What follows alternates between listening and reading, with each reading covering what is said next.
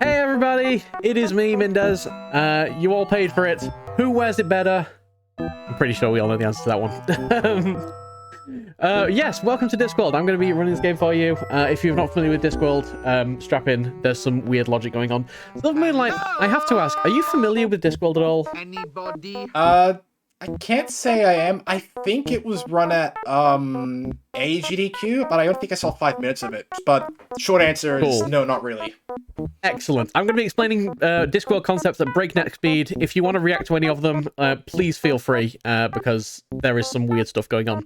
All right, so before we begin, I need to make sure that we do not have any save files, because we are going to be using those throughout the run. I need to make sure that sound effect volume and voice volume are both on. We're going to be turning those on and off throughout the run to activate different glitches at certain times. And with that, I think we are ready to go.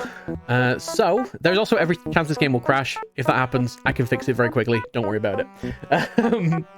Alright, so we're going to start a game in 5, 4, 3, 2, 1, go!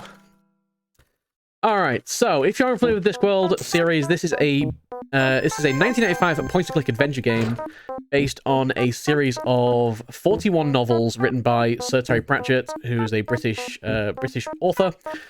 Yeah, they're set on the Discworld, which is a flat world, a flat circular world inside a giant dome that sits on the back of 4 giant elephants, that sits on the back of a giant turtle that floats through space.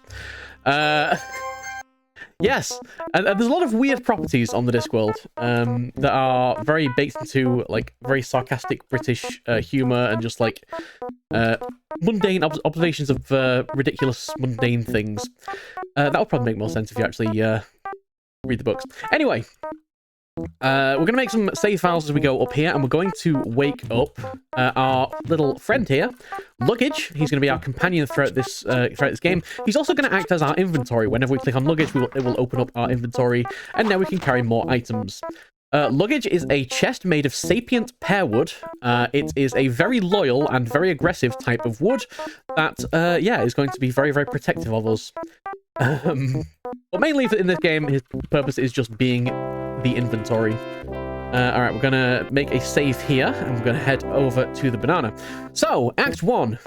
The point of Act 1 is we need to create a... basically, this is based on a novel called Guards, where a dragon is attacking the city. We need to build a dragon-detecting device so that we can find the dragon, which kind of doesn't exist and does exist at the same time. We'll go into that in a bit later on in the run. Alright, so the first thing we need to do is come down here, get this book. That's going to tell us what we need. But instead of walking all the way back, because that sounds really slow, we're just going to walk back using our save files. Because while we're holding an item, if we load another save, it will go ahead and take us straight to that place with the item already acquired. which is pretty nice of it. Alright, so we need to get 5 items. The first of those 5 items is the staff. And again, it sounds really slow to actually have to go and get 5 different items. So what we're going to do instead is we're just going to get the staff. We're going to save here. And we're going to go back to the Arch-Chancellor. And we're going to take that staff to the Arch-Chancellor. And that's the first of our items done. But... you know, it feels really slow to go out and get 4 more items. So what we'll do instead is we're just going to save 1, we're going to load 2, we're going to load 1, and then we're going to get a second staff that we can just turn in, because we're already holding 1 in that save file. Then we're going to turn in a 3rd staff, and then we're going to turn in a 4th staff, and this works. And the reason this works is because it doesn't check that you've handed in 1 of each item, it just checks to see that you've handed in how many items you've handed in. So that works, and out of just 5 sticks, the Arch-Chancellor is now going to make a dragon detecting device, which is also, you know, a metal detector. Rincewind, in his hubris, realizes this and decides to steal the metal detector because it's gonna, you know, dragons' lairs, dragons hoard gold. It all makes sense. Dragon's lair is down here in the barn, and that is the end of Act 1. Before the save glitch was discovered, this used to take 20 minutes. Now it takes about 3. And now we go ahead and meet the dragon. We find out the dragon does exist. and has been summoned by an evil, not a cult. It's an evil brotherhood, not a cult. They take that very seriously. And now we are in Act 2. So, the point of No Act Return, which is the category that we're running, is now that we're in Act 2, we cannot load a save file that was made in Act 1. That's the one restriction on this category. So we basically have to keep moving forward. And that's important because that cuts off about... That adds about 6 minutes to the run. But this is still going to be roughly about a 19-20 minute run. So, the first thing we need to do in Act 2 is we need to acquire a few items. We're going to get the glass over here. We're going to take that back to this save file. We're going to make another save file here. The next item we need is a net in the square, which we can get in the psychiatrist's office over here. And what we need to do, basically, our overall goal in Act 2 is we need to find out who the cultists are. Sorry, who the Brotherhood are. And... each one of them has a golden object that is keeping the dragon bound to Ankh-Morpork. So we need to get all of those gold items. Again, if you've been paying attention to that one, you'll know we're not going to do that. We're just going to get one of those gold items and duplicate it 6 times. Because it doesn't check that you've handed in one of each. It just checks how many you've handed in. All right.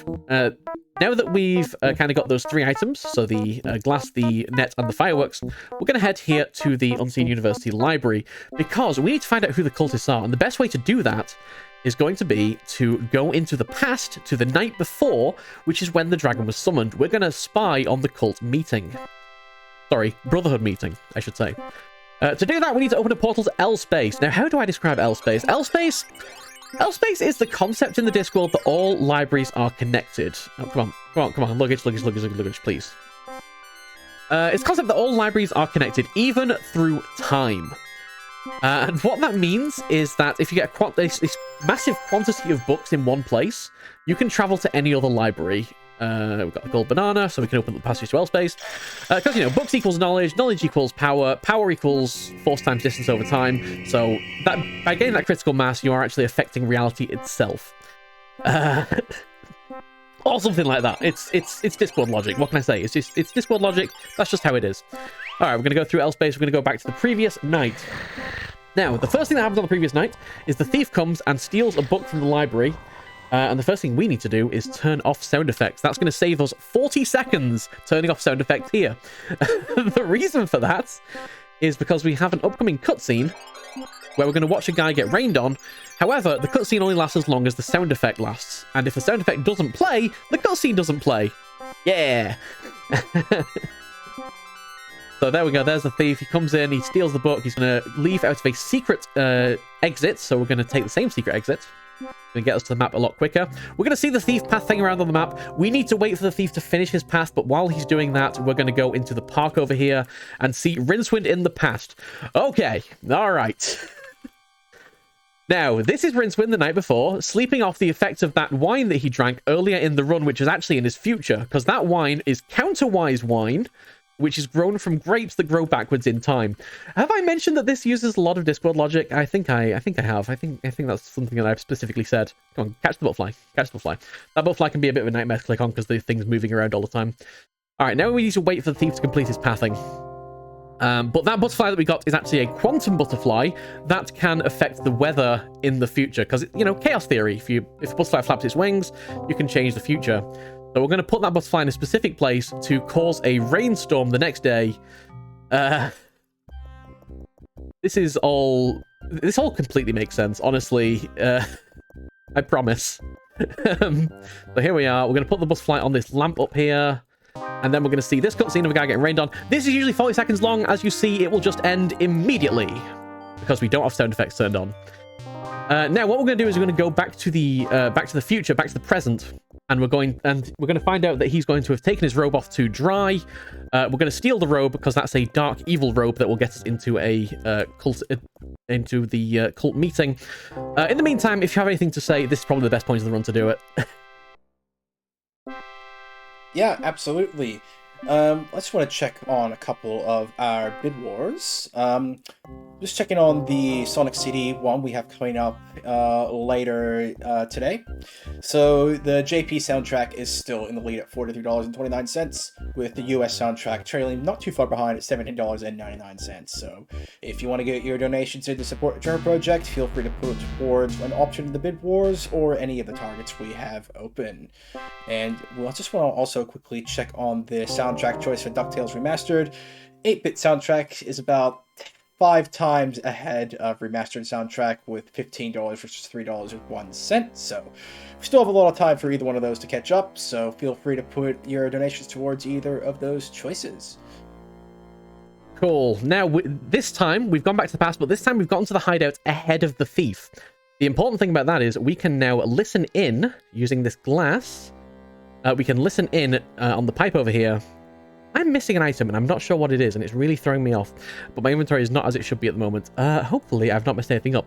Anyway, we are going to use this glass to listen in on this pipe over here. We're going to turn off voices now, because that'll be faster for the rest of this cutscene. And yes, that is Rob Brydon's voice, by the way. And we're going to find out the password to get into the cult meeting. I did a bit of a trick there where you can skip these usually unskippable voice lines by playing another voice line over them. But other than that, this isn't really skippable. And I now need your help, chat. If you've seen this run, you know what's coming up. You know what we're about to do. We're about to summon a dragon together. And to do this, the cultists are going to chant the word dragon repeatedly over and over again. However, it doesn't really sound like the word dragon. It sounds more like Jagager. So I'm going to need chat. I know it's morning. I know it's late. I know it's been a long marathon so far, but I'm going to need you all to have the energy to chant Jagager in your finest voices, in your finest chat voices, in your finest all caps. As soon as this cutscene starts over here. Jagager, Jagager, Jagager, Jagager, Jagager, Jagager, Jagager, I love every time it switches scene, it completely resets the sound as well. Jagager, Jagager, Jagager, Jagager, Jagager, Jagager, Jagager. Everybody, join in. Together we can summon this dragon. There it is. We did it! We did it, chat! Alright. Wonderful work. You've all done very well. Alright. Now the dragon's been summoned. We've seen how the dragon was summoned. We've been in the cult meeting. We know all the cult members. We know who they were. They were all there. And so what we're going to do now is we're going to... In this category, all of the cult members are gated behind that cutscene, so you can't actually get any of the gold items until you have watched that cutscene play out. So now that cutscene has played out, some things have changed in the world. So the Dibbler is now selling donuts, and we need this donut in order to get the fastest of the gold items, which is the Dunnyman's Gold Tooth. So we're going to come here, we're going to stand in this specific spot. We're going to disable sound effects again, because that's going to save about 5 seconds in an upcoming cutscene. Again, just because a sound effect will not play, therefore it will just skip it immediately. We're going to give the donut to the Dunnyman, and as ever, if a stranger just walks up to you and just hands you a donut, obviously you eat it. That turns out to be a mistake for him, though. It turns out to not work in this situation. And he's going to go off and see the dentist. In the meantime, we're going to go and see the doctor here. And I don't know about you, but this is exactly how all my doctor's appointments go. So you walk into the room, the doctor comes over, you say hi, you go and lie on the very comfy couch, and then you get bonked on the head. And then I'm sure I'll just get the bill for that. I'm sure that costs a lot of money. I don't know what healthcare coverage is like in the Discworld, but I imagine that kind of treatment is not particularly cheap. But anyway, moving on. The reason we did that, actually, I always forget to do this. We need to go back to here. The reason we did that is so that we can now talk to the milkmaid over here, who has a note for us that's going to let us distract the dentist or slash barber. Because he's a very skilled dentist slash barber. He's got multiple occupations. This is just how it was in the old days. So we're going to head over here to the street. We're going to go to the dentist's waiting room. And we're going to give the notes to the barber. That will distract him. He's going to run away, and then that will allow us to extract the Dunnyman's gold tooth. And then all we're going to do is we're going to repeat this 6 times to get 6 golden teeth. So we need to firstly do this. We're going to make a save file. This is the reason that we have save number 3, by the way, because we still need saves 1 and 2. We're going to go back to save 1, which is the very beginning of Act 2. We're going to come over here. We're going to get the tooth out. Again, I'm still missing an item. I don't know why, and it's really bothering me. We're going to save on 1. We're going to load 3. We're going to load 1. We're going to do a little fancy maneuver, which is going to let us not quite get this faster than normal. It's very difficult to pull off, and yeah, I'm not particularly good at it. But we're going to do that another 6 times. So that's the tooth number 2. That's tooth number 3. That's tooth number 4. And if you have anything to read out, now's probably the next good time. Yeah, absolutely. We have $10 coming in from Poison Hoarder, who says, "Love heart." Love heart. And that is tooth number 6. All right. Thank you for that very fast donation there. And then the Dragon Says Rentals, thank you! I'm free! Oh, thank you so much, Rincewind. Now I'm going to take my revenge and kill everybody that was at Cult Meeting, including you, Rincewind, because Rincewind was, of course, there. Because we went back in time. And including everybody in chat, because, you know, you were all part of it. What can I say? But it's okay, it's okay, it's okay. The dragon's not going to come for you all because I know how to stop the dragon. We're going to come here, we're going to steal this custard book from Nanny Og, who is a famous witch in the Discworld series. This is the point where the game can most likely crash. We're going to swap the covers of the books so that instead of stealing a book about how to summon dragons, the thief is instead going to steal a book about how to create custard out of love potion, so that whoever eats custard falls in love immediately with the next thing they see. So instead of making a cult that summons a dragon, this is now a custard cult. That's a thing, right? That's a thing? Yeah, I'm pretty sure that's a thing. It's a Discworld thing. Just go with it. It's logical, I promise. Everything plays out exactly the same as normal, but yeah, no dragon, only custard. And then Rincewind, in his hubris, decides to come and ask the patrician for a reward, because we're the hero, right? We stopped the dragon. Except, there's an interesting physical property in the Discworld where things exist if you believe in them. And by coming to the patrician, Rincewind has basically just proven that he believed that the dragon existed. And that's really bad. Because what that means is that Rincewind believes the dragon existed, therefore the dragon now exists. And it's now Rincewind's problem. Because Rincewind is the one that's now summoned the dragon. This is all logical, I promise. Anyway, this is Act 3 now. So again, we can't load any save files that were made in Act 2, but we don't need to anyway, that's fine. We're going to now perform a skip called the Ramkin Skip. The first thing we need to do is unlock Lady Ramkin's Dragon Sanctuary, which we can unlock by coming down here and going to the stable and looking at this bumper bar here, which has an advert for Lady Ramkin's Dragon Sanctuary on it. See, that's unlocked on the map now. We're going to head out and we're going to make a save here. I'm going to head to the hideout because now, as I say, this is now a custard cult. We're going to just kind of knock on the door and get some free custard because that custard has caused them to mellow out a bit. They're not quite as averse to strangers, shall we say. They just give you some nice free custard. And now we're going to head to Lady Ramkin's Dragon Sanctuary. We need that custard later on in the game. Otherwise, you're pretty much softlock if you don't have that custard. Because we need it for the very final thing we're going to do. Anyway, this is Lady Ramkin's Dragon Sanctuary, and what we're going to do here is we're going to abuse a missed trigger, is how I always describe it. So you've got 2 objects here you can interact with, the knocker and the door. If you do... So what these items are supposed to do is move Lady Ramkin from the back of the house to the front of the house, and also lock the cage in the back.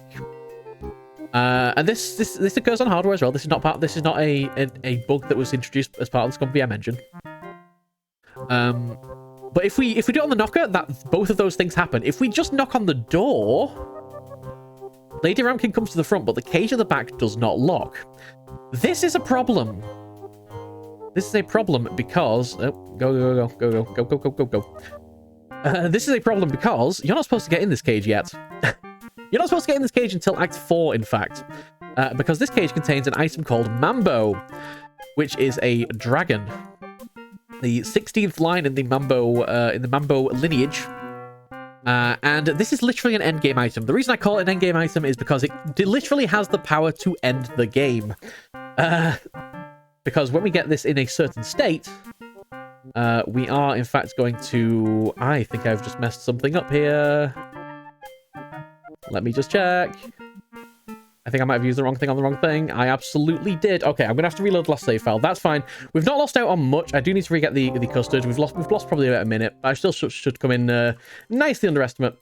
If you use Mambo on the fireworks there, you duplicate the fireworks. If you use the fireworks on Mambo, you lose the fireworks. So what we'll do is we'll just come back here. We'll get another custard and we'll try it one more time. If there's anything you'd like to read just to finish out the run, please go ahead. It'll take me about a minute to get back to where I was.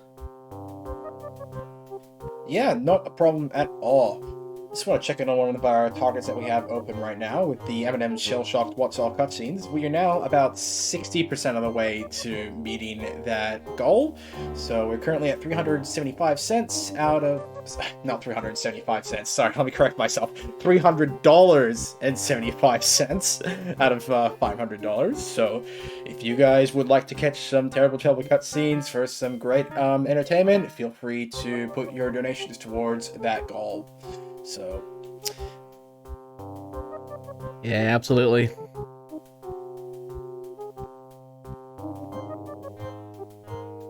All right, we'll head to the back here. We're going to pick up Mambo again. Let's do it properly this time. I'm going to also make a safety save just in case. That's the first time I've messed that one up, you know. I've always got to find new ways to mess up with each marathon run. If you want to run at GDQ, by the way, I'd highly recommend watching the GDQ run. The GDQ one went incredibly well. I managed to talk about everything I needed to talk about, and it's also the fastest I've done it at a marathon. So that is probably the best example of this run, gameplay-wise. All right, so we're going to get Mambo. We're going to take out the firework this time. I'm going to make a quick safety save just to be on the extra safe side. We're going to use Mambo on the firecrackers this time, rather than the other way around. Because again, this is a bit of a firework duplication glitch. Because the game did not expect you to do it in this order. The fireworks there are like an infinite source of firecrackers. But if you use the firecrackers on anything that they're supposed to be used for, you actually use all of them. So you kind of lose them from the inventory. But if you use something on the firecrackers, it doesn't delete them from the inventory. Again, this is a glitch that works on the original hardware as well. Not all of the glitches that I showed off today do work on the original hardware. I think the main one being the saving and loading with an item held in your hand. But, you know, the ranking skip, for example, certainly is. And when I first picked up this game, the world record time was about 46 minutes, and I've managed to take it down to now to 13. So discovering a few glitches has definitely had a massive impact on this game. Anyway, here we are in the final scene of the game. Every single character in the game is in the background. Most of them have been voiced by Rob Brydon in this game at some point. Yeah, we're going to use Mambo against the dragon. The dragon's going to miss us. We're now going to use... I'm going to enable sound effect and voice for the final scene, and then we're going to get the custard tart. Time's coming up as soon as we use the custard tart on the dragon, so as soon as the camera switches, and time! And we throw the custard pie at the dragon. The dragon's going to eat the custard pie, and then fall in love with Mambo, and it's a happy ending all round. There we go. And the dragons fly off into the distance, fly off into the sunset together. I think I might have come at just slightly above estimate, but that's fine. This is the first time I used a 22-minute estimate. That's fine. That's my bad for lowering my estimate. I shouldn't have done that, but oh well. It happens. And yeah, if we just kind of skip this scene and skip the next scene, Princess going to walk off. They're all going to go to the pub, and they're going to do a bit of skywriting. They're going to spell out the end in the sky, and that is the end of the run. Thank you so much, everybody. Apologies for the bit of a mess up at the end there. It's all good though. Yeah, I'm really glad to have been a part of this marathon. Here we have the final scene, by the way. Death is coming and apologizing for not being in the final scene. He's the only character that was not in that final scene. He's just making a load of excuses, basically, about why he's late. I find this scene absolutely hilarious. There was a sudden plague. It's not my fault. I love that. I love that scene. Sorry, I always enable like sound effects and voice at the end just for that scene because I think it's very important that everyone experiences it. By the way, if you did want to see what the Discworld looks like, we'll skip the credits. So there we have the Discworld flying through space. Is literally flat world, 4 elephants, turtle, giant dome, and I just love this world. It's so fun. Honestly, read the Discworld novels. And there's one thing I'd like to quickly just explain while I'm just kind of wrapping up the run. The hashtag that we're using for this marathon is hashtag GNU the only kid. Now, in the Discworld novel Going Postal, they build a series of giant towers, giant communication towers that send signals at the speed of light, quote unquote. They're actually like shutters that people inside like open and close to like, so the next tower can see it. And it's basically made for like quick communication, like the telegraph. It's basically the equivalent to the internet in the Discworld, or the telegraph. And one of the great things that comes out of that novel is a quote that a person never dies as long as their name is still spoken. So at the end of that novel, one of the main characters puts the name of one of their family members that died building one of these towers into the clacks with a control code, which is GNU. Send the signal on, don't log it, and as soon as it reaches the end of the line, send it right back. And what this means is that signal will then just keep bouncing back and forth in the clacks network forever. So it keeps the name alive, and that's why we have the hashtag GNU the only kid for this marathon, because I think that is the best way to honor their memory and to remember them and to keep their name alive, because the impact that they've had on the community and on all of us running in this marathon and organizing the marathon has been massive, and they will be massively missed. So GNU the only kid. Thank you very much. Enjoy the rest of the marathon.